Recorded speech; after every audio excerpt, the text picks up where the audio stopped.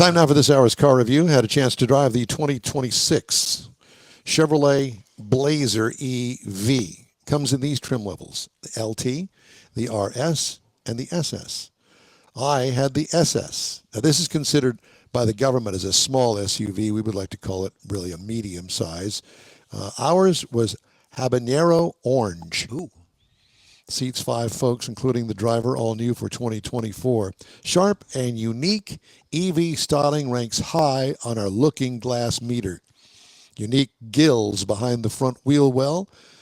Driver's side in particular opens for a charge port over there. Good-looking 22-inch wheels, not ugly EV wheels. Great-looking rear hatch area, Chevy unique. And what I liked, the overall design kills it. Now, what could use improvement? The power sunroof is a $1,500 option. It's not for Houston sunshine in the summertime. That's my opinion. Yeah. Interior highlights. There's no start button. There's no stop button. You get in, sit down, put your foot on the brake, and it turns on. Wow. You want to get out? All you got to do is just put the car in park, get out, and it shuts off. Wow. There's no button. Very different. It's kind of unsettling at first. Anyway, seating materials are cool. 3 round vents on the dash for AC.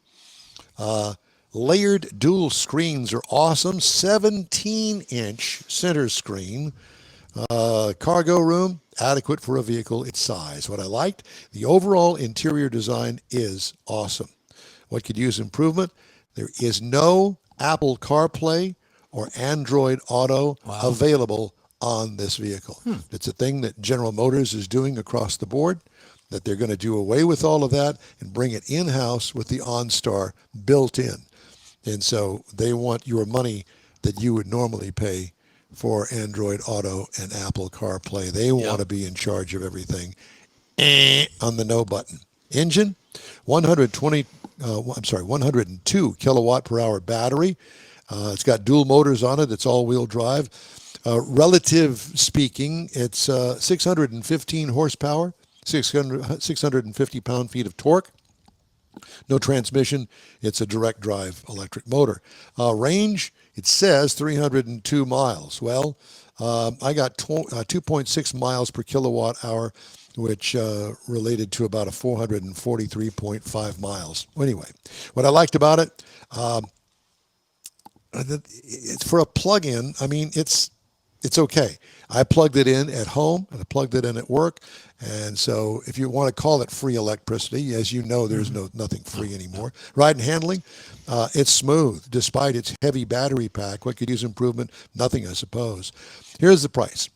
Base trim, $60,600. Price is tested $63,985. The base model price, not the SS now, is $44,700. Competitors, Hyundai Ioniq 5 starts at $35,000.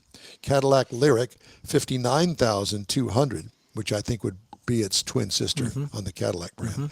And then the Mustang Mach-E starts at $37,795. Next week, I get to review the Kia K4. I want to bet.